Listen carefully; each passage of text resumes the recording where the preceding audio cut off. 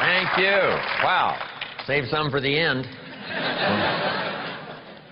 How many of you have never seen me before? This is your first time. Wow, everybody.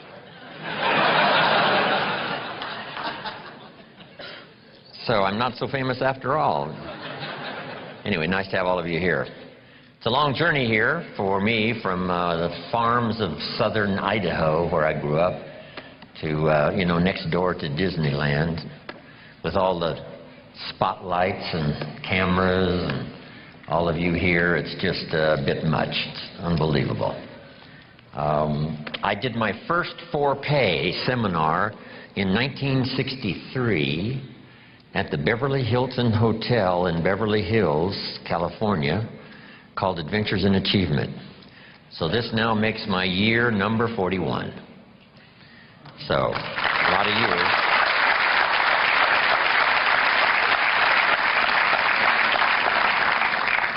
And my big purpose now is to keep my journey going. I just got back from Argentina last week, and next week I go to Venezuela.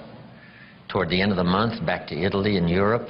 A little later in the year, Asia, South Africa, and Australia, and who knows where else. So from my travels around the world, I just really dropped by to say hello and share some ideas. But I'm thankful for the opportunity to share these ideas one more time. The ideas I want to share with you so dramatically changed my life. I'm always excited about the opportunity to share them, one more time. I quit school at age 19, unfortunately. My reasoning was, I'm smart enough to get a job. How much smarter do you need to be? And with that bit of shallow thinking, I quit school at age 19. A little while later, I went to work. A little while later, got married, started this little family, and I'm out there working hard, doing the best I could. But falling a little bit behind every year. Finally, the creditors once in a while are starting to call, saying, you told us the check was in the mail. And I'm embarrassed by that. And then I'm sure some of you, if you've listened to my cassette tapes or the CDs or heard some of my material, the Girl Scout story finally occurred, age 25. I hear this knock on the door. I go to the door, and there's this Girl Scout, about this tall, selling cookies for the Girl Scouts. She gave me one of the finest sales presentations I've ever heard. Special deal, several flavors, Girl Scouts, best organization in the world, only $2. And with a big smile, she very politely asked me to buy. No problem. I wanted to buy. Big problem. I didn't have $2 in my pocket. I'm a grown man. I live in America. I'm married with a family. I've been to college 1 year. And I've been working for 6 years, from age 19 to 25, and I didn't have the $2 in my pocket. And I didn't want to tell her that. That seemed too embarrassing. So I did what I thought was next best. I lied to her. And I said, look, we've already bought lots of Girl Scout cookies. We've still got plenty in the house we haven't eaten. She said, oh, that's wonderful. Thank you very much. And she leaves. When she leaves, I say to myself, I don't want to live like this anymore. How low can you get lying to a Girl Scout, right? That's the ultimate. So I started my search that day, and sure enough, very shortly, I met this extraordinary man by the name of Mr. Earl Schoaf, and my life was never the same after that. Chris mentioned ideas, and that's where this whole flow of unique ideas started for me, age 25. I had the opportunity to go to work for this extraordinary man. I worked for him for 5 years. Then, unfortunately, he died, age 49. But the things he taught me during that 5 years transformed my economic life especially. But my personal life, my leadership chances, all of that came from that unique experience. So maybe it's true when the student is ready. When someone says, I've had it, this is it. I don't want to live like this anymore. And then you begin a new search. So make this note now for the first of the notes we're going to share in my portion for today. If you start the search, the odds are excellent you will find good ideas. If you search, you will find. Finding is reserved for those that search. Ideas are not reserved for those that hope. They're not reserved for those that wish. They're not reserved for those who complain. You know, good ideas are reserved for those that search. So the first thing I want to do is congratulate all of you for being here, continuing your search, spending the money and spending the time to come and spend a few days and see if you can't, through the accumulation of hours and speakers that we have during this weekend, go home with a harvest of good ideas for your business, for your life, for your marriage, for your friendships, for your economic future, and, you know, for all of the rest. We've all heard the expression, nothing so powerful as an idea whose time has come. How very true. The walls came tumbling down about 15, 16 years ago in Germany, and the time had come for capitalism to finally reach those unfortunate countries that have been dominated by communism for so long. And that idea now is beginning to flourish. I've been teaching capitalism now for the last 10 years in Russia. I've made 5 trips to all the major cities. It's incredible when an idea finally comes and the time is right, what can happen. So, ideas, when an idea and its time is ready, it can be incredible. But now here's the next part for your notes. Nothing so powerful as an idea that comes at the right time. And hopefully today for you and the rest of this series of good trainings, this would be a good time for you. Maybe you've got 3 numbers of the lock that needs 4 numbers. And you've already got 3 already dialed in from, you know, the sermons you've heard and the lyrics of the songs you've listened to and personal conversations and meetings and trainings and seminars and books you've read, all of that, right? You got the 3 numbers. And just maybe, this weekend could well be that 4th number for you that you've been looking for. And the lock will open and the door will open, and there could be some real new accelerated opportunity for you over the next few years of your life. So I hope that's true. From what I have to say and from Dennis and Brian and other speakers that are going to share with you, this could be a very important weekend for you. I hope it's one of those life-changing weekends where you look back and say, wow, I was never the same.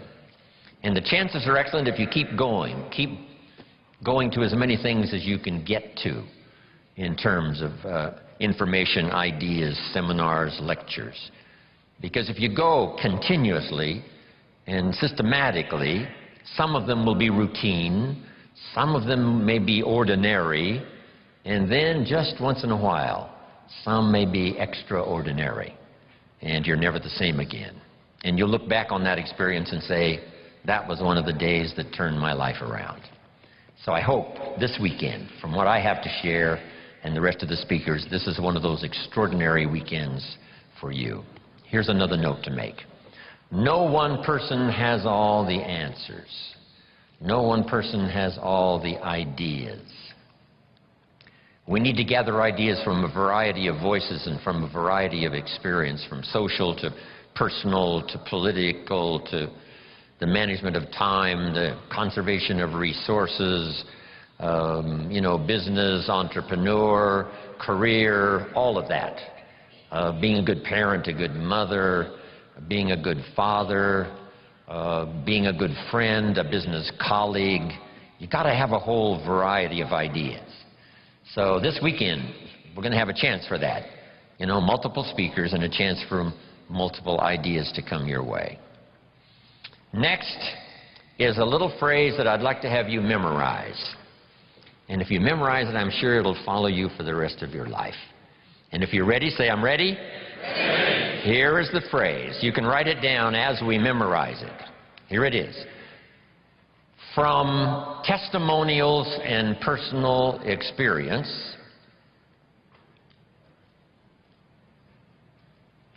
repeat that for me. From testimonials and personal experience, we have enough information to conclude. I'll let you write it down. We have enough information to conclude. So repeat for me. We have enough information to conclude. If you were composing this, I don't know what you would write after this. We have enough information to conclude that it's possible. Jot that down, that it's possible. So repeat for me, that it's possible. And the rest. To design and live an extraordinary life. Make that note, to design and live an extraordinary life. So repeat that for me. To design and live an extraordinary life. Now, let's repeat it from the beginning. Here we go. From testimonials and personal experience, we have enough information to conclude that it's possible to design and live an extraordinary life. I hope you will give that little phrase some consideration, and here's what's next. I hope you buy the idea that from testimonials and personal experience, we have enough information to conclude that it's possible to design and live an extraordinary life. And what I want this weekend to be for you is the gathering of more ways and means to design and live for you an extraordinary life. I don't know how far you want to go. Here's the first essence of life, and that is self-preservation. To produce enough to take care of yourself. The instructions given right to the couple that left the Garden of Eden. One was to multiply. It's a lonely place with only 2 people. But here were the next instructions, to be fruitful. How fruitful, how productive should one be? And here's number 1, to produce enough to survive. To produce enough to take care of yourself. And self-care is important. If you're flying on an airplane, the flight attendant says if for some reason we run out of oxygen, these oxygen masks will fall from the ceiling, and if you have children with you, quickly take care of them, then take care of yourself. No. No. No. They say what? Put your mask on first. Put your mask on first. See to your survival first. Then you'll be more capable of taking care of the survival of your children. Isn't that interesting? My father had an interesting saying. He said, son, right after me, you come first. I thought, wow, that's okay. I was in business with Bob Cummings, the old movie star. We were in the health and nutrition business together back in the 60s, 61, 2, 3. Bob had an interesting saying. Here's what he said, I'll take care of me for you. Will you please take care of you for me? So the first challenge in life is to take care of yourself. It is to survive. So, to produce enough to survive, to take care of yourself. But now what's next? Well, all alone, it's a lonely life. So let's say the man now chooses a partner. Now he must figure out how to produce enough for himself and his spouse, his wife, his partner. Someone says, well, why do that? Why not just take care of yourself? And the answer is, it's a very small life. It's a very limited life. We wouldn't call it flourishing. We wouldn't call it abundant. Just taking care of yourself. That is the first rule, but that's only the beginning. So the man gets married. Now he must produce enough for himself and for his wife. And here's the key phrase to make a note of: to live the higher life. A life of togetherness. The storyteller says, it seems even God didn't want to be alone. He created all of these angels. Right? So, to join with someone, now you must produce enough for yourself, for your partner. Now, is that it? And the answer is no. How about children? Let us have children. That's a unique experience. So now if the man has a wife and now he has children, here's the challenge: to produce enough for himself and his family. Now someone says, well, why take on all of that? Why not just take care of yourself? You could, yes, but you couldn't live this more extraordinary life without taking on the responsibility of having a partner, having some children, and live that kind of extraordinary life. So I think everybody would agree. Now, is that the end of it? No. Here's the next challenge: to produce more than you need for yourself and for your family. Someone says, well, now why start being ridiculous here? Yes, produce enough for yourself. Well, yes, if you want to get married, produce enough for yourself and for your spouse. Now, with children, produce enough for your family, but why do more than that? And jot down the answer: to live a more extraordinary life. So now the man produces more than he needs for himself and for his children, so that he can be a person of benevolence, so that he can give and so that he can share. That's the more abundant, that's the more extraordinary life. To produce more than you need for yourself and for your children. Is that it? Let's take it a couple of more steps. How about producing much more than you need for yourself and for your family? Someone says, well, now you're off the scale. I mean, why work that hard? Why go that far? Why produce that much? Some would say, just take care of yourself. Some would say, just, get a partner and that's it, and then children and that's it. And be a bit benevolent and that's it. But why not go this next step and produce much more than you need for yourself and for your children? And when someone says, why do that? All of us know the answer, right? Why not? If you've got the talent and the skill and the opportunity, why not put all of that together and see if you couldn't produce much more than you need for yourself and for your family? Let's say you earned $10 million this year, and you and your family only need $3 million. Which would probably cover most families, right? Some families are more expensive than others, as I discovered. But let's say $3 million would, cover a big, high percentage. So now if you and your family only needed $3 million for the year, now you have $7 million to give. And someone says what? Why do that? And the obvious answer is what? Why not? If you've got the talent and the skill and the time and the opportunity and the occasion and all this stuff comes together, why not?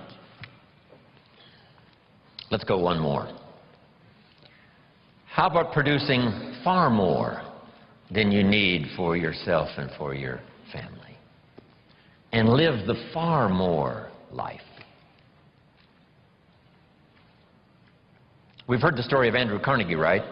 Andrew Carnegie said this. He built the big steel industry back in the 20s here in America. Here was Andrew Carnegie's goal. I'm going to spend the first half of my life earning money.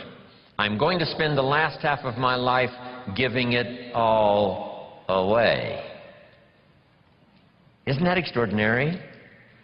Wouldn't you call that an extraordinary life? And the answer is yes. He got so excited by that goal that the first half of his life he earned $400 million, which back then was a lot of money. I mean, now, right, it doesn't seem to be that much, but, you know, maybe back then it would total $40 billion, like Bill Gates. So $40 billion he earned the first half of his life. Guess what he did with the last half of his life? He gave it all away. And the big question is, why do that? And the answer is, why not? If you've got the opportunity to live, design and live an extraordinary life, you know, why not do that? So here's what I want this weekend to be for you. Plenty of ideas to take home, chew on, digest, you know, throw some away, refine some, you know, accept some, do some, whatever. That's what this weekend is really for. To send you home with a whole new library of thoughts to ponder, ideas to try, disciplines to work out, some skills to learn. And if we do that and do it well this weekend, you will say, hey, it was certainly worth the time and the money to go to that weekend Jim Rohn seminar, Jim Rohn and Friends. Now make these notes. What I hope you find here this weekend: ideas plus inspiration. That's the mixture that really turns things on, you know, sends an entrepreneur program into high gear. Ideas plus inspiration. We need ideas for the goals and plans, and we need inspiration for the emotional vitality to put it to work, to make it grow, make it multiply. And here's what else I hope you'll find here: guidelines for translating response into results. You've responded to the call. Come, search, look, listen, take notes, get it, to take home with you. And I'm sure you're going to respond well to the, you know, seasoned teaching and training that is going to be delivered here this weekend. But here's the key: guidelines for translating response into results. Because results is the name of the game. There's no purpose in learning just for learning's sake. Wisdom and faith, as powerful as those components are, serve no useful purpose unless they are deposited. So make a note of the word, deposited. Wisdom and faith deposited into activity. Wisdom and faith put to work now produces a hotel, produces a Salk vaccine, produces a city, produces an institution of learning, produces a career, produces a relationship, right? Ideas and faith, believing that it's possible, that ideas can work miracles, now put to work. So the big job here is getting it all. And so now make the next note. Next is going home and translating it into high activity. Good health activity, a better relationship activity, an entrepreneur program activity, a new burst of speed in your sales career, all of that. That's what I'm really interested in. Because here's what's important to me, is for my name once in a while to appear in someone's testimonial. Make that note. It's one of life's greatest experiences, is when your name appears in somebody's testimonial. Somebody says, here's the person who found me. Here's the person who got me started. Here's the person who wouldn't let me quit. Gave me more reasons for staying than for leaving. Here's the person who believed in me until I could believe in myself. And then they mention your name. See, you can't buy that with money. And you don't have to give lectures and seminars to do it. You don't have to have an audience like this for the weekend in order to deliver value to someone's life. What if you had breakfast with a friend at Denny's 4 years ago, and you recommended this book that really meant a lot to you, and you said to your friend, you've got to read this book. I think it'll make a major contribution to your life. And your friend accepted the idea, went and got the book. Now, 4 years later, he's giving his testimonial.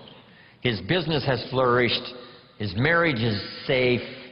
things are going extremely well, and someone says, "Where did this all begin for you?" And he will say, 4 years ago at Denny's coffee shop. I sat with my friend, and he insisted that I read this book. I went and got it. And that book led to the next book, that led to the next class, that led to developing skills I never had before, and that led to some more seminars and lectures. And now look at my business, look at my life, it's flourishing. But it all began 4 years ago, Denny's coffee shop, when someone said, "You've got to read this book." See, that's a person-to-person seminar. And those are just as valuable as person to 1,000, person to 10,000. Right? It doesn't matter the number. If you have a chance to deliver, quote a poem, recommend a book, here's a phrase, like I gave you this one to memorize. I think you'll remember this one maybe for a long, long time. Just something that's really extra meaningful to someone, whether it's at breakfast or wherever it is, whether it's for a child or whether it's for an adult, a friend, a business associate. If you'll keep up that process, I promise you, your name will continually appear in people's testimonials. And now I've had this happy experience now for the last 40, 45 years. And so that's one of the reasons why I came here this weekend, right? I don't need the money. I've long ago made my fortune. I take the money, but I don't need the money. But here's what I do need.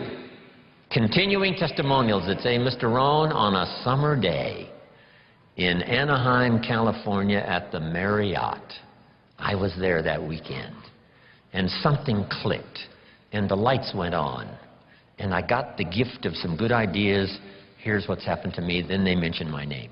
See, that's what I want. Continuing testimonials that come back to me saying, "Thanks for sharing ideas." Okay. To get the most out of this weekend, jot these notes down now. Number one, be thankful for what you already have. Thanksgiving sets up, the situation where ideas can flow. Here's what locks up the doors of opportunity for good ideas, and that's cynicism. All you have to be is a practiced cynic. Cynical about the government, and cynical about politics, and cynical about the future, and cynical about the economy. Cynicism locks all the doors. But if you'll be thankful for what you have, however modest or however much it is, I think that's the beginning of receiving a flow of new ideas. Here's the next one. Be eager to learn. There's already some extraordinary success stories in this room. If we knew how successful, we would give you the podium. I would be happy to take notes. No matter how successful you are, be willing to learn some more. We in the Millionaires Club invite a billionaire once in a while to come talk to us. And he says, "Well, you guys are doing okay, but, how about stepping up? Right? How about multiplying by 2, by 3, by 5, by 10? Come on. You've just gotten started."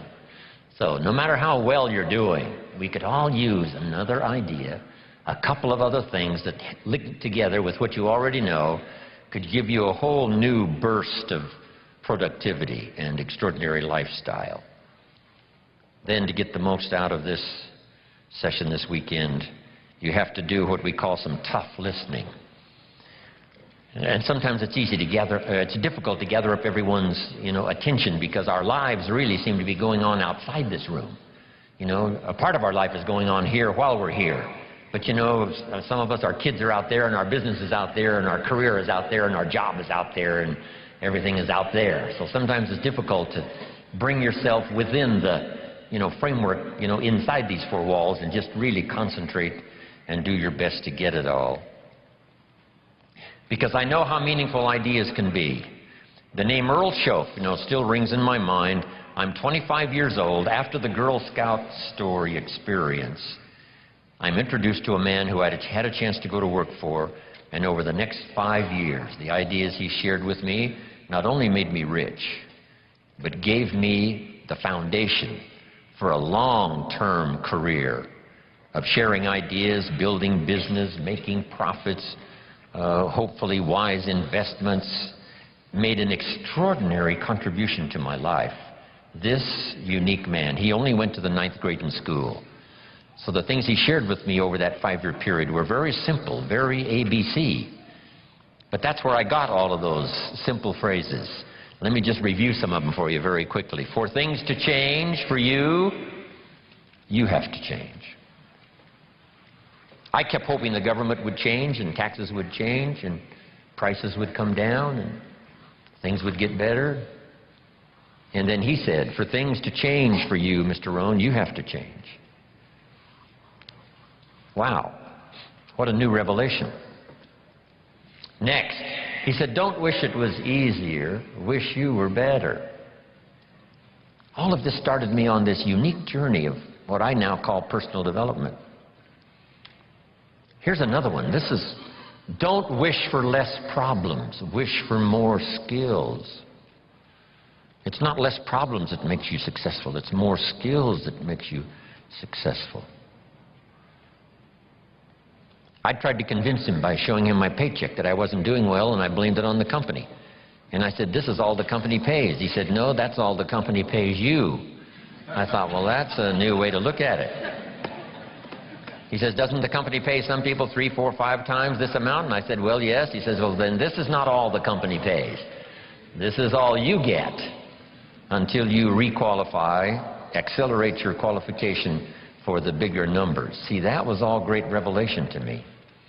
I tried to convince him that things cost too much. He said, no, you can't afford them. All of these were new ways of looking at things. Unbelievable. And so I started listening to all this stuff. Now, some of the things that really accelerated my learning curve so that I could do better quickly was learning the success equations. Here's 3 of them. The first one comes from the Bible. The question was asked, 2,000 years ago in the Bible, according to the storyteller, what is the key to greatness? What's the key to self-esteem?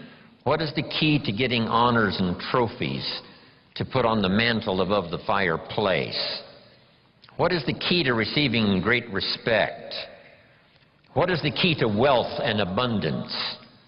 What is the key to all of that? An extraordinary life. And here's the answer that was given, capsule form. According to the storyteller, the answer was, find a way to serve many people. Find a way to serve. Find the ways and means. Start rendering service.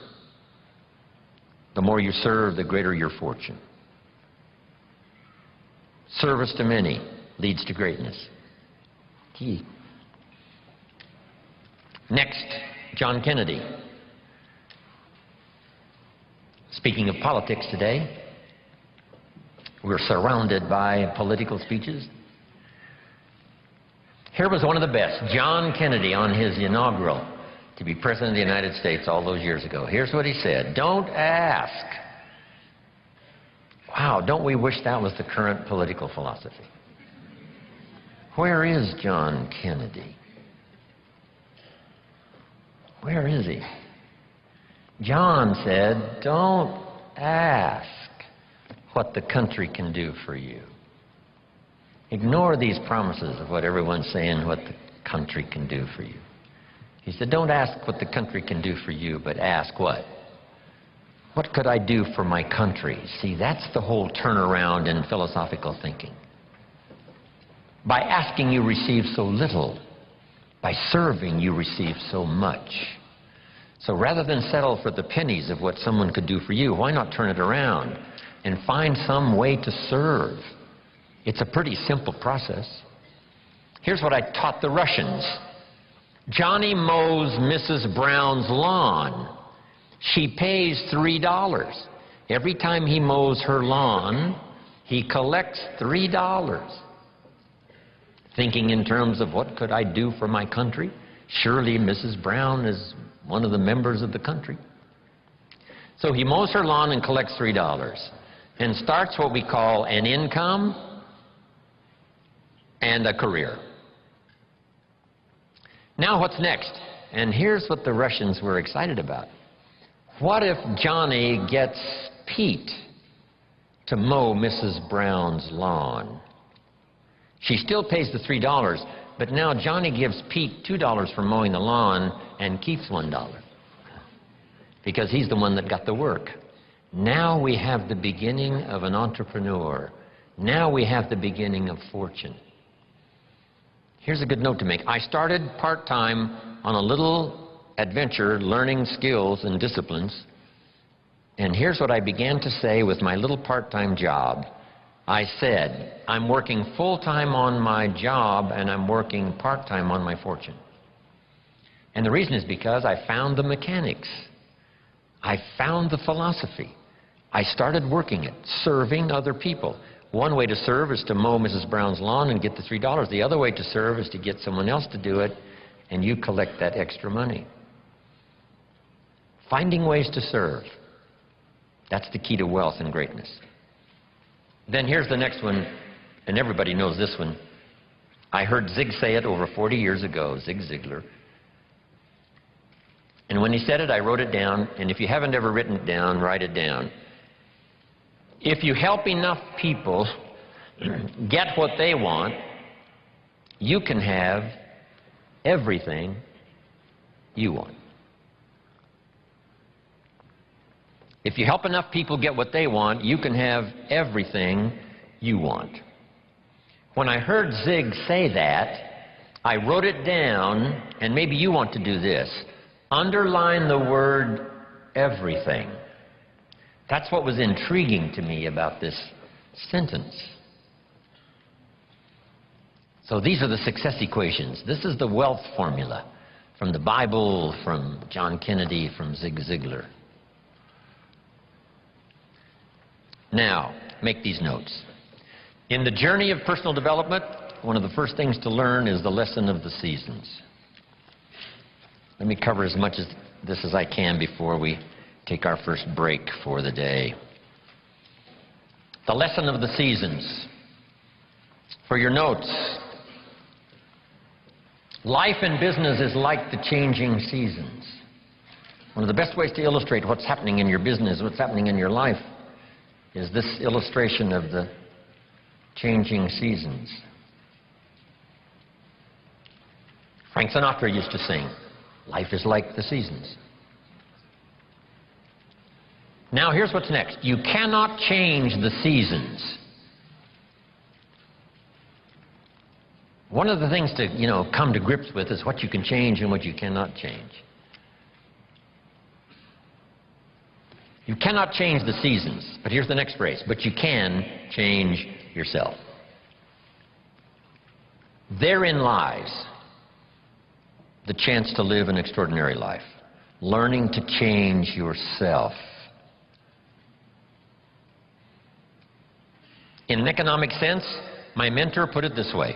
To climb the ladder of success as high as you wish to climb, here's the key. Work harder on yourself than you do on your job.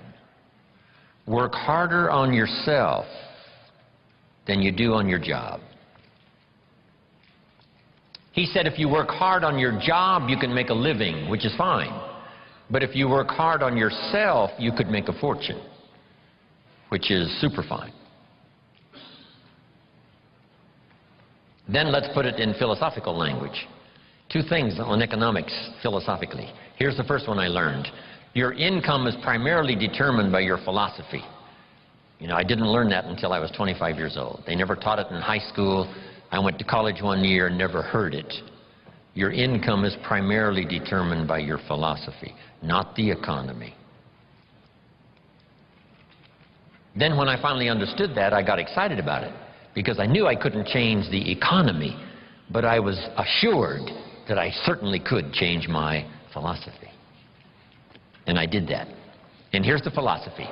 Success is something you attract by becoming an attractive person. Success is not something you pursue. It's something you attract. So the key to the better economic future is to become an attractive person with an attractive personality, an attractive list of skills, your knowledge of the marketplace, your ability to deal with a variety of personalities, All of those things that anyone can learn with a bit of study, practice, repetition. So the key is, you cannot change the seasons, but you can change yourself. But let's talk about the seasons. Just in a brief outline here. Number one is the winter time. I don't know where we've caught you this weekend. Maybe it's spring for you. Maybe it's summer, you're toughing it out. Maybe it's harvest, you're cashing it in. If we knew the story, we'd let you lecture. But maybe for some of you, it's one of those winter times. Personal winters, social winters, economic winters. There's a variety. So what about the winter? Make this note, it always comes. So you got to be prepared. Hopefully you've done your homework. You're ready and prepared for this winter more than you were some others that have come into your life where you were less prepared. Make this note of a Bible story. It's very important because it's one of the great lessons of life. I'm an amateur on the Bible, but here's what the storyteller says. There were two nice people. So make the note now, two nice people. Not one good and one evil, but two nice people. However, and that is the drama of life. However, two nice people. However, one built his house on the rock, and the other built his house on the sand. Two nice people. Meaning it's possible for nice people to be casual. It's possible for nice people to be careless. And sometimes you can be careless and lose your life. Not evil, just careless. In Los Angeles now, when the light turns green, if you're in your car and you're there at the intersection and the light turns green, you better not go. For 2 or 3 seconds, waiting for the maniacs that are running the red light, crossing in front of you, even though the light is green. That little extra bit of caution, rather than being aggressive, little bit of caution could very well save your life. Here's a father who loves his family. He's an honorable citizen. He makes good money. He contributes to the community, his church. He's a good man. But this morning he's in a hurry in Los Angeles, late for an appointment, and he's pushing it with his automobile. He comes to the intersection and the light turns red, and a little voice in his head says, "Go ahead, you're late. You can make it." And now he's dead. You don't have to go to Iraq to lose your life. You don't have to be evil to lose your life. All you have to be is a little careless at an unfortunate moment. So the key is to be not overcautious, but to be cautious. Don't build your house on the sand. Now add this note now. We're all tempted. When I was growing up, there was a cartoon of a little boy. And it showed this little boy with a little devil on one shoulder and a little angel on the other shoulder, both whispering in his ear. And the little devil said, "Go ahead and do it, it'll be okay." And the little angel says, "No, no, no, no, no, no, it won't be okay." "Yes, go ahead and do it." "No, no, no." How often does that occur for all of us? Every day. Go through the red light, it'll be okay. We must beware, okay? Not to be careless, not to be casual, and build your house on the sand. The same is true with your health. Don't build on the sand. The same is true with your career. Don't build on the sand. The same is true of being in business. Don't build on the sand. Build on the rock. Because even nice people can make careless decisions, casual decisions that accumulate over a period of time. And those could be the winter. Now, here's the note to make. Some winters are of your own making, and some are not. Some are just the winter experiences. Maybe the whole country goes through it. It was a long time of winter for the Russians who lived through the communist system for about 80 years. Long winter of political despair, lack of freedom. But what's the key to the winter? Here it is in simple language. Hang in there. I mean, you know, winters don't last forever. Some are difficult and some are easy, but they never last forever. The night always comes after the day, but it doesn't last forever, just a few more hours. And if you hang in there, say your prayers, gather a little strength, you can make it through the winter and the night. So winter time. Here's the next season now, the season of spring. Make this note. My definition of spring: opportunity. Spring is not a guarantee that you're going to have a harvest, but it's an opportunity to plant one. It's not a guarantee that things are going to go well and you will accumulate what you need, but it is an opportunity to do so. Springtime is opportunity. Now, it's usually a very short season, especially where I was raised in farm country Idaho. So here's what you must do with opportunity. Seize it quickly. Don't let it just come and go.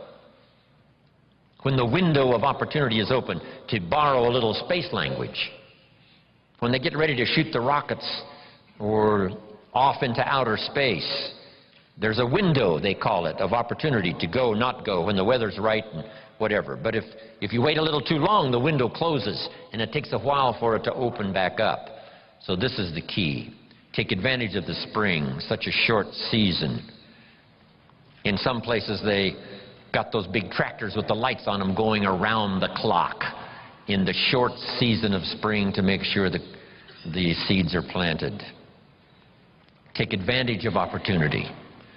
Take advantage of opportunity to meet someone who could be a colleague for your future career. Take advantage of the day when it arrives, because the day will soon finish. Take advantage of the year, because it will soon close. Take advantage. Now here's the next season. One of the greatest illustrations of life is in the third season, called the season of summer. And here it is in simple capsule form. In the summer, you must do two major things. Here they are for your notes. Number one, nourish and give life like a mother. Nourish and give life like a mother. Next, protect and defend like a father. This is called the work of summer.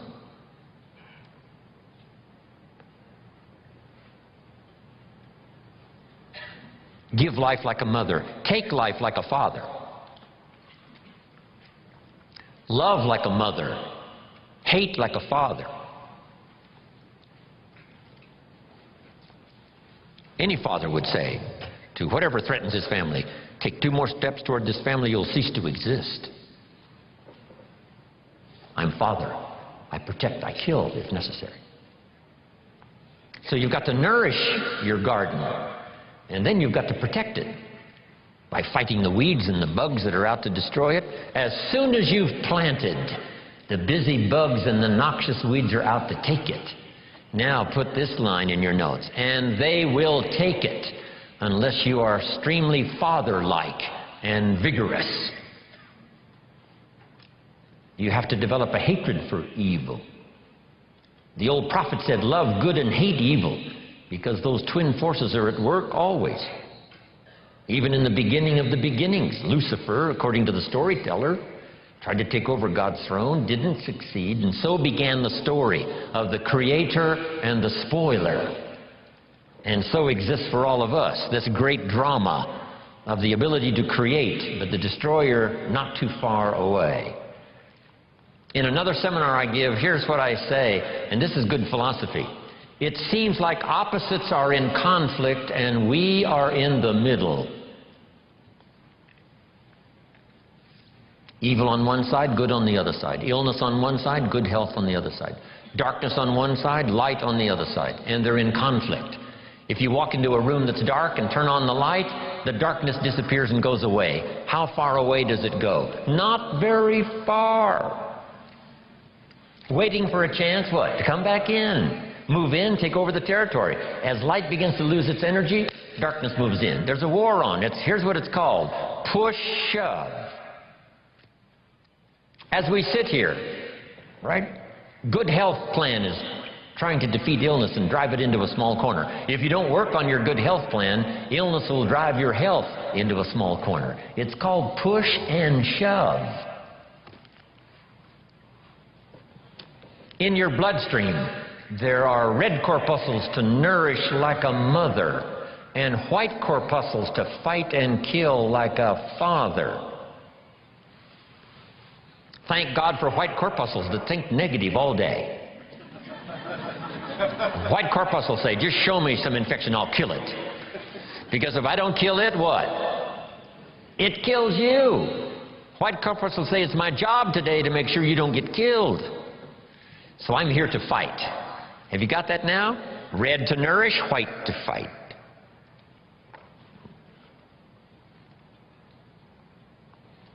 So here's the key now. Cooperate with the positive side of this war of health and illness. What if in this struggle the body calls for a banana and you send it a Coca-Cola?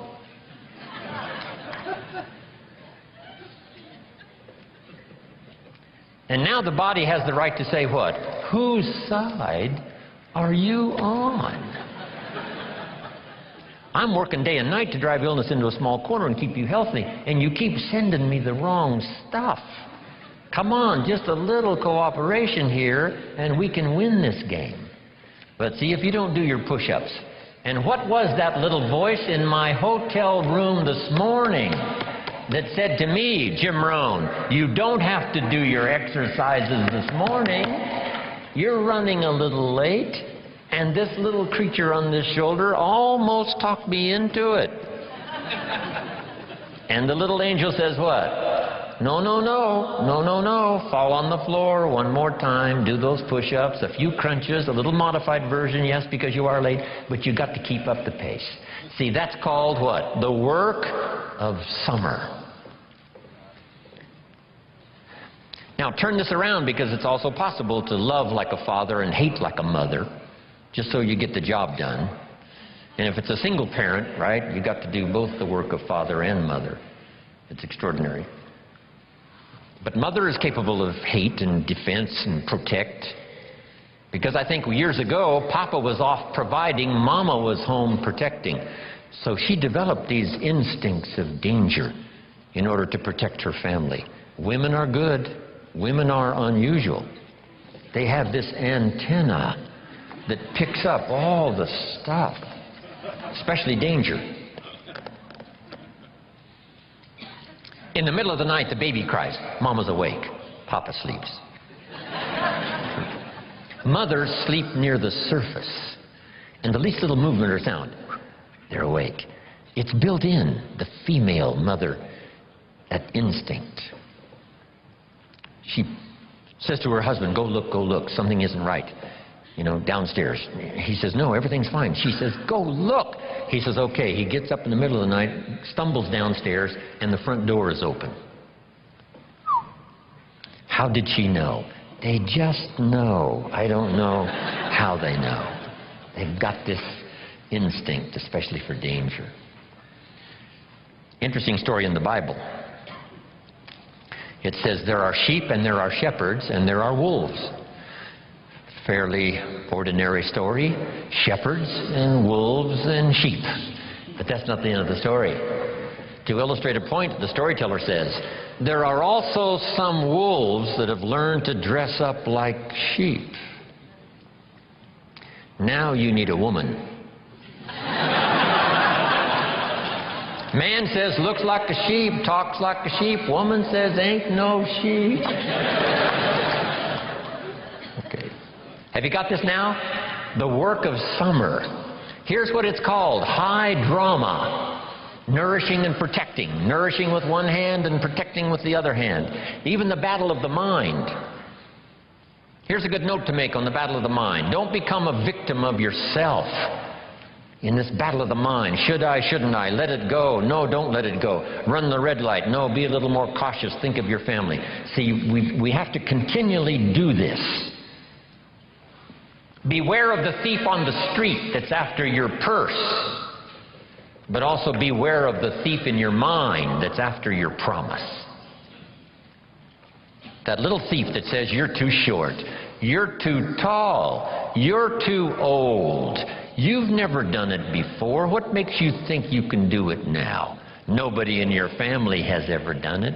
In fact, if you start, they'll all make fun of you. It's called the thief in the mind that steals the dream and steals the promise, makes you less effective than you should be. Here's what you must do: battle with the mind. Now, what's the purpose of all of this opposites in conflict? Here's what I think it is: to create high drama. God wishing it to continue on earth as it did in heaven. I guess that's the best conclusion I've come to.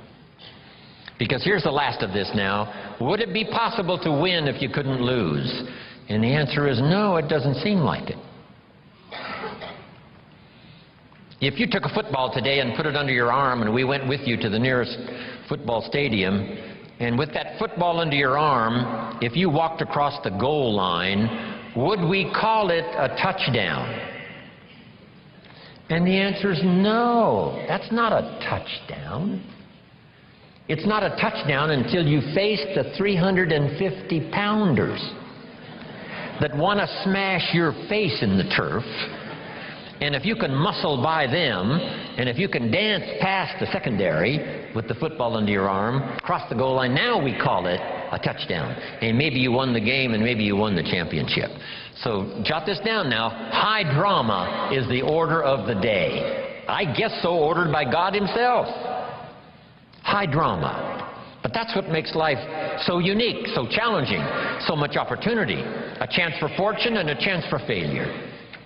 And you've got to defend yourself against one, see if you can't maximize the other. That's the game of life. Isn't this good stuff? I mean, these few simple ideas started changing my life. Age 25, I was never the same. What if you picked up a book? And the book, first chapter said, everything's fine. Chapter 2, everything's fine. Chapter 3, everything is just fine. Chapter 4, everything is still just fine. Would you finish this book? And the answer was no. What kind of a book is this? So the book on your life story is not going to be this. It's going to be filled with the full dramas of the highs and the lows and the winter and the spring and the summer and the harvest. So have you got that now? The third season, do the work of summer. Be both optimistic and vigilant. Two great words of antiquity, here they are. Number one is behold. That's the word from antiquity. The positive word is behold. Here's the other word, beware. One of the interesting bewares in the Bible is a little story that says, beware of the little foxes that are spoiling the vines. It doesn't look like it. You know, I come from, farm country, Idaho, where I make a little wine and grow a few crops. And you can look at a vineyard, hey, it looks okay. But this old story says, just because the vineyard looks okay, you got to look a little closer. The little foxes may be eating the vines. So whether it's a personal relationship or a business opportunity or your future or your life or the management of your time or your health or whatever, I'm asking you to behold the possibilities and beware the dangers. That's the key. And all of that we call personal development. Now here's the fourth season. And I've got a lot more notes for you to cover. How many of you have one page of notes already? Okay, wonderful. I want to send you home with a whole basket full. From myself, Brian, this is going to be one of those extraordinary weekends. Dennis is here, other speakers are here. You're going to have a full load to take home. Okay, here's the next season now, the season of harvest. Make this note now on harvest. In due time, and for those who qualify. In due time, and for those who have obeyed this extraordinary law that says life was not designed to give you what you need. Life was designed to give you what you deserve. If you didn't plant in the spring, then no harvest comes your way. If you planted little, then you're not going to receive a lot. And here's the key now for the harvest. Number one, whatever it is, offer no complaint and no apology. If it's a fantastic harvest, you offer no apology. If it's not much, you offer no complaint. That's the highest of maturity. No apology, no complaint. But here's what you can do no matter what it is. Go back to work in the spring. Because, write this down now, spring always follows winter. If the harvest wasn't good and the winter was tough, the promise is another opportunity will come your way.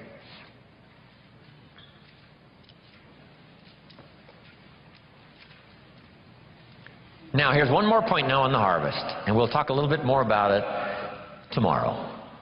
Here it is. Do wise things with your harvest. Build your financial security for you and your family on the rock and not on the sand. We're going to talk about financial independence before we finish this weekend. There's so many things now you can do about gathering resources and wisely investing them so that you and your family are secure. Here's one thing to strive to become early in your life and career: financially independent, so that nobody or nothing has a claim on your assets. Accomplish that as quickly as you can. Then all of the other wise things we'll talk more about. Sarah Alfaro in Mexico came to my seminars and lectures 10 years ago. Single mother, 4 children, no job, no home, no car, no money. And she only had $1 American to invest. Now she makes about $40,000 a month, and she's rich and now quite famous. Sarah Alfaro in Mexico. Here's what I taught Sarah back there 10 years ago. Don't buy the second car until you've bought the second house. It's not cars that makes you rich. It's houses that make you rich. If you bought a condo in Carmel just a few years ago for $250,000, it's now worth $800,000. I got a call the other day from Sarah, thanking me one more time for my training. And she said, Mr. Rohn, you'll be happy to know, I just finished paying off my 3rd home here in Mexico, so today I'm going shopping for my 3rd car. Isn't that good? Unbelievable. Remember, how long ago was it when the idea finally dawned on somebody? If you paid 1 extra payment a year on your 30-year loan, you could pay it off in 15 years and save more than the price of the house. Wow. Just a little bit of information and then a little discipline to see it through, and the change for your harvest can be unbelievable. We'll talk more about that later on in the program. Now, jot these notes down. Personal development involves 3 parts. First part is physical, take care of yourself. My mama studied and practiced health and nutrition when I was a boy growing up, paid off. Extended my mother's life at least 20 years, according to the doctor. Mama was a fanatic. Mama was a health nut. Some of the stuff she mixed up for me and my father and for herself, she would say, if this stuff don't kill us, I think it's going to help. And we would gag this stuff down. Mama read, Mama searched, Mama tried. Back when, vitamins and all that stuff was fairly new when I was a kid growing up. Mama did all that research. My father lived to be 93, never had a major illness. Mama extended her life 20 years. My father never did retire. When he died, his paycheck was waiting for him. Thanks to my mother. And I've been in splendid, excellent, good health all my life. And come September, I'll be celebrating birthday number 74. Right? Thanks to Mama.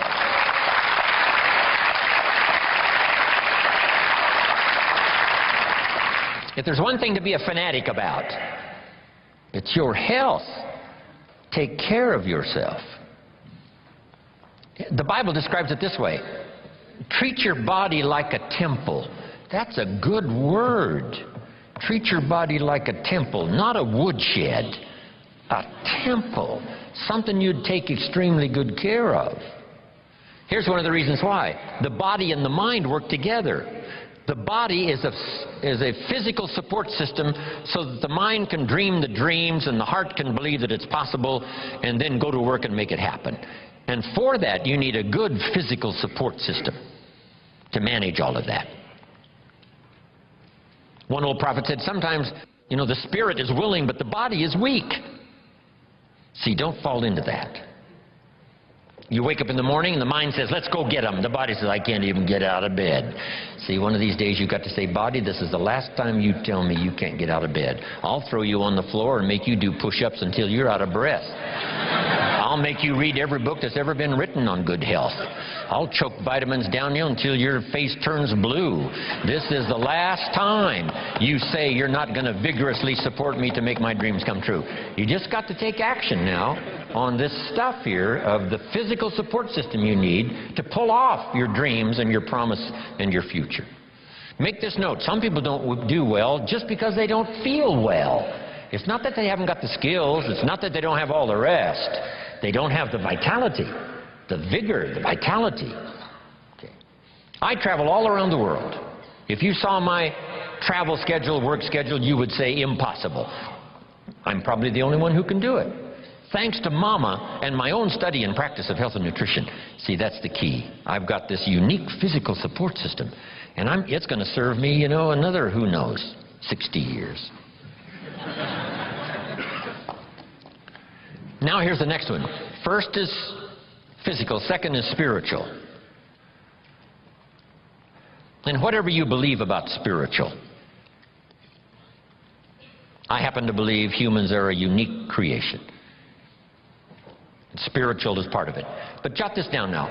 If you are a believer, jot down these 3 words. Study, practice, and teach your belief in spirituality. Don't leave your spiritual conclusions unresearched, unstudied, and don't leave it unpracticed. And whatever you do, don't leave it untaught. Study, practice, and teach. If we all do that, starting with our family, we'll build the families necessary to build a strong nation to compete among the nations of the world in these years of the 21st century. Now here's the next one. The physical, the spiritual, now the mental. Your mind, exercises of the mind. Build your library, I say in one of my other seminars. The books that can see you through.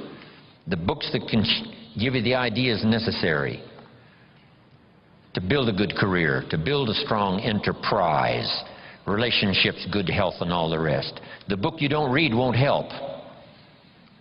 Now here's part of the exercise of the mind. A good debate. Right? We're engaged now in the great political debate, with the election coming up in just a few months. This is what we call healthy. We don't believe in the one-party system. Communism said one party. Everybody do what we say. We say no, more than one party, so we can discuss ideas. Here's the way to make an idea powerful, is to discuss it and refine it so that it fits your situation. That's what I ask you to do when this seminar is finished. Debate all of these ideas. Discard some that don't make sense. Give considerations to some that do make sense. Put some on the shelf for later consideration. And then put some of them into action that make sense. Jot this down. Make sure what you do is the product of your own conclusion. Do that thoughtful study. One book on health and nutrition says, do this, you'll live forever. The second book says, if you do what that first book says, you'll die young. So what should you do? Which book should you follow? And this is one of the important answers of the weekend. Neither one. Read both books and make up your own mind. You engage in the debate. What makes sense? What seems to be or not to be? Because as close as we can get to the truth is to say, it seems like. That's as close as all of us can get. We can't say it is. None of us can do that. We can say it seems like. Opposites are in conflict and we're in the middle. It's what it seems like. Our experience proves, and the storyteller says it started early. That's what it seems like. God is interested in high drama. That's about the best we can conclude. We can't actually state the truth, except what it seems like. But engage in thoughtful study and vigorous debate.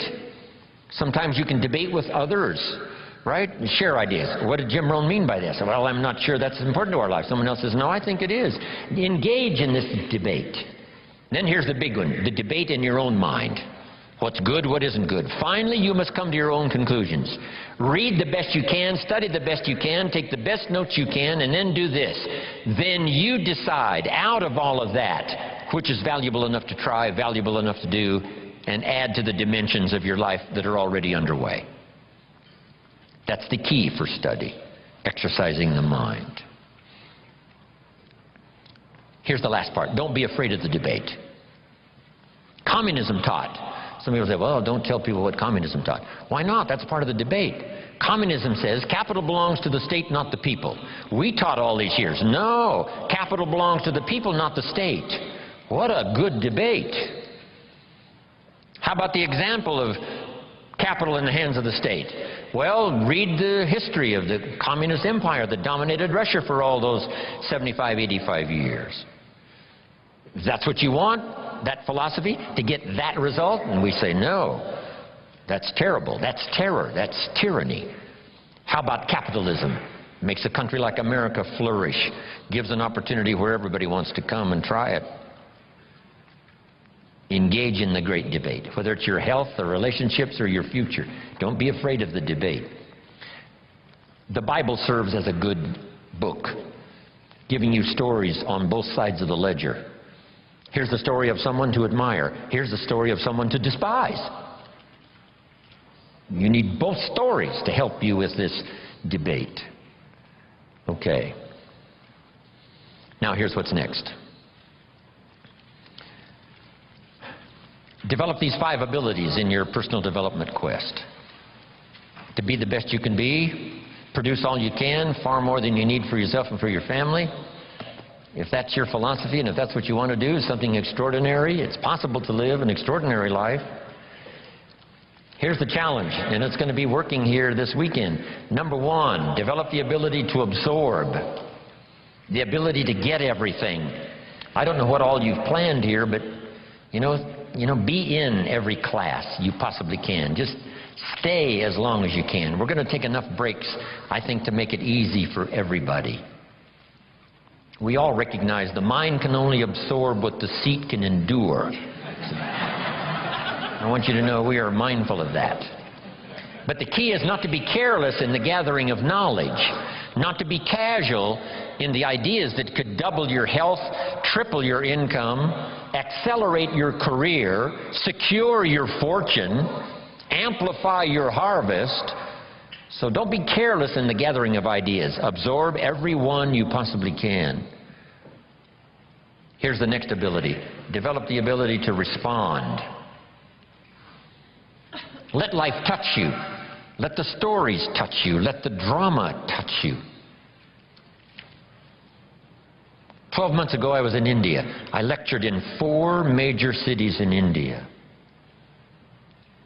That was like my 4th visit to India. Once again, I was touched by the drama of such extremes of poverty and wealth. If I was given the assignment, Mr. Rohn, see what you can do with India, I would say, what could I do?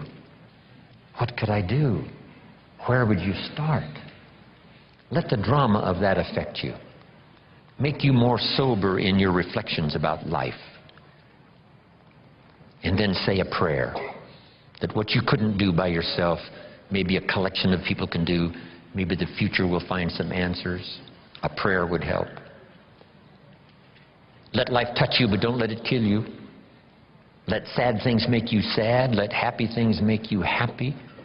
Don't shrug off always those times of bitterness that comes and sadness that comes, and your heart is struck like a bullet, hits it.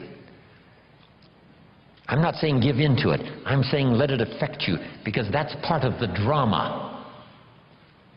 The old prophet said what? There's a time to laugh and there's a time to cry. And then it said, be so sophisticated that you learn to laugh with those that laugh and also learn to cry with those that cry. Allow yourself to be touched, moved by the drama. Be touched by good ideas. Be touched by opportunity. Be touched by someone's unique little sentence that might cause you to open your eyes to see things you never saw before. Here's the next ability. Develop the ability to reflect. Part of this is in the challenge when you go home, not to just put these notes away, but to get them out maybe fairly often over the next 30 days, 60 days, 90 days, just to review the notes, to drive the ideas a little deeper, to come up with a little more refinement. And if you go back over these notes, I promise you, there is something you will discover that you just didn't have the time to discover while you were taking the notes. Because in taking the notes, you're working as hard as I am. Right? Taking the notes, trying to listen, trying to decide what to write down, how to compose it in a small sentence if I've, said a long sentence, how to edit it as you go. That's why review is so important. Go back over it again. Go back over it again. Here's what I call it. Run the tapes again. The tape in your mind and the tape from your notes, and see if you can't capture something you might have missed. Or to develop an extension of something you got now that by going back over it now you can see, now I see. Here's what I could do with that might multiply the value of my life by 2, by 3, by 5. Here's a good time to reflect when the day is over. How did it go, and who did you see, and what did you say, and what mistakes did you make, and what did you leave out that you could correct tomorrow? Reflect at the end of the month. 30 days, that's when you usually do the accounting for your business and the company and the corporation. Do the accounting for your health. If you needed to lose weight, how many pounds have you lost? Just do a good reflective accounting. I'm trying to do a little study now on the value of the seventh day. Here's another thought to consider on the value of the seventh day. It says labor the sixth, and the seventh is a special day. Rest, relax, spiritual, church, family, friendships. So jot this down for the seventh day. Multi-purpose seventh day after 6 days of work. Multi-purpose. And here's one of the purposes of the seventh day, I think, is to review the previous 6 days. How did it go? Where did you stumble? What did you miss? What should you have thought of that you let pass? Who didn't you see? Just review the last 6 days. What went right? What went wrong? What's there? What's missing? Then here's what you do. Now plan the next 6 days. With this information of the last 6, plan the next 6. I call it multi-purpose seventh day. Reflect, go back over, then design, plan, refine, and deposit the experience of the past 6 days into the adventure and activity of the next 6 days. You will be absolutely surprised at the value and the productivity of your weeks if you'll start doing a little more of that. Now here's the last 2. Develop now the ability to act. Activity now is the catalyst and the miracle piece of the process. Here's a little subject called How to Turn Nothing into Something. Number 1, first, imagine the possibilities. Imagination is the first step of the miracle of possibilities. Reality first starts with imagination. Now, it's hard to call imagination nothing, but it's not something in terms of a podium. It's not tangible. So it's hard to say how to turn nothing into something, because there isn't anything that's nothing. Everything is something, even if it's the imagination. It's something. Einstein once said, there's nothing faster than the speed of light. And Bill Bailey, one of my mentors, current mentors and longtime friend, said, maybe here's something faster than the speed of light, and that's thought. It's possible that thought could be faster than the speed of light. How fast can you think back and think ahead? I guess we can't say the exact same instant, but all we can say is it seems like the exact same instant. You know, if you don't know the truth, you can't say that's true. And if you're not a scientist, it'd be, you know, a little out of order to say, yes, this is true. But here's what it seems like. It's possible to think back and ahead at the same time. I mean, how fast is that? To think back and think ahead. But it's one of those marvelous capabilities that we all have. And in your personal development quest of getting stronger and more vital, both physically and spiritually and mentally, now use this exercise. To think back and gather more experience. Think ahead how to apply it, so that the experience now multiplies in value by 2, by 3, by 5, by 10. That's key. Now, how to turn nothing into something. Number one, imagine the possibilities. Today, if we had a chance to hear everybody's testimonial of how you got where you are, some of you went from nothing to something, some of you went from pennies to fortune, and if we had a chance to hear everybody's story here today, took the time, guess what those stories would conclude? Those stories would conclude the possibilities are absolutely endless and unlimited. So number one, imagine the possibilities. Read an inspiring book one more time, how someone went from nothing to something. The story of a Sarah Alfaro who started with $1, now she's rich. Wow. The possibilities, they're unending. Now here's the next step. Imagine that some of the possibilities are possible for you. We call this now faith. Now we start with imagination, now we generate faith. What generates faith? Faith is generated sometimes when the testimonial closes like this. If I can do it, what? You could do it. I started behind. I started under the basement, not in the basement. I started with debt, not surplus. I didn't start with pennies. I had no pennies. Debt's up to here. Finally got it turned around. Now everything's flourishing. That's what we want to hear. And then someone in a testimonial like that says, hey, if I can do it, you can do it. Here's what that does. Reassures our faith. Keep reading, keep listening to the testimonials. One, that excite the imagination as to the possibilities. And number two, helps faith to occur. That what's possible for one is possible for another. Now here's the third step of faith. Or the third step in the miracle process. To deposit your imagination and faith into high activity. Disciplined activity. Not just activity, but skillful, disciplined. Take the classes to learn the skills. Get around people that'll teach you the disciplines. And then deposit your imagining the possibilities and believing that it's possible for you. Deposit that now into what we call high activity. Make this note now. Activity finishes the miracle process of turning nothing into something. Activity finishes the miracle process. I'm positive that's why the formula was given of 6 days of working miracles and 1 day of rest, to ponder how it's going. How is my miracle working process working? Have I missed some? Devote 6 days to the working of miracles. The 7th day to rest and reflect and go back over, and a bit of study. Yes, spiritual, yes, church, yes, synagogue, yes, family, yes, social, yes, friends. But see if you can't now come up with a plan to increase your activity or refine your activity. Sharpen it so that it produces major results.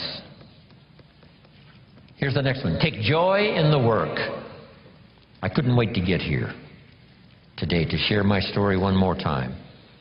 I'm already pondering the testimonials that may come out of a class like this next year, a year from now, 5 years from now, if I happen to meet some of you and you say, on that summer weekend in Anaheim, I finally got it. The lights went on for me.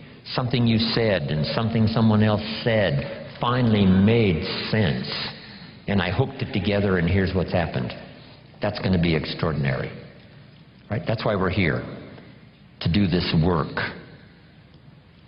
I was excited this morning about being here.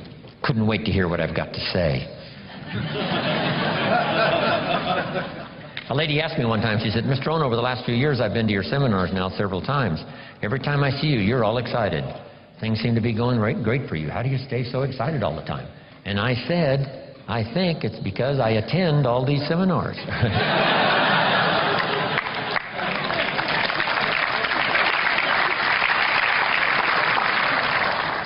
Because make this note now, because it's very valuable.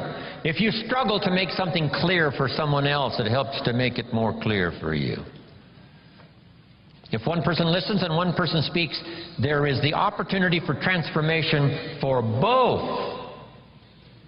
The listener to be enlightened, to see something he never saw before, but the speaker to be better educated on how to present it by struggling with the language. Words are clumsy sometimes when you try to express what's going on in your head, let alone your heart and spirit.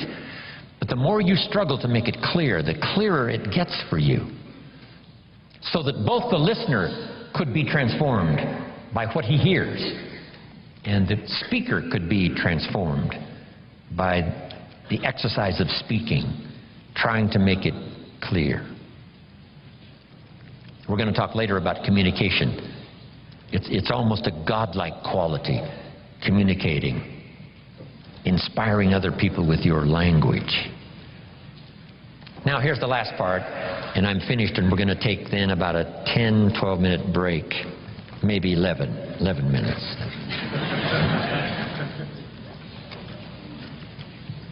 Here's the last one. Are you ready? Say, I'm ready. Ready. For the last one, develop the ability to share. Not just your money and your resources. One of the biggest things to share, of course, is your time, because you're limited on time. You can't get any more time. Big decision for me to make, to come spend this weekend with you instead of with my children and my grandchildren. Right? I'm already wealthy. I don't need the money. So why would I come? Because my children and my grandchildren know this is part of our collective experience. They enjoy the testimonials that come later as much as I do, the letters I get and the phone calls, and the response that people say, hey, your grandfather came and made an extraordinary contribution. See my children and my grandchildren thrive on that story. So they were willing for me, instead of being in Carmel, sitting on the sand at the ocean where my grandchildren live, I'm here in Anaheim, California, spending this time with you. But I gladly do it. Here's why. It's an investment time for me to share, so that later comes the harvest. One, the harvest is by working hard to make it clear for you, I'm getting as much as you are. But then later, hearing the testimonials. So I'm asking you to do the same in every format possible, whether you're asked to do training, whether you're asked to do teaching, whether you're asked to make a speech, always say yes, to the best of your ability, so that you'll have one more time to share, one more time to help somebody lift themselves from poverty to success, from doubt to faith, from illness to health, from skepticism to belief. One more chance, person to person, or class to class, or a little Sunday morning class, or a little home meeting, or a personal conversation at Denny's coffee shop. Tell somebody something good, something valuable. The payoff for you is in the attempt and the learning experience. And then the payoff later is to get someone's testimonial that's got your name included. So I want to thank you for spending all this time this morning, because we've got to get this.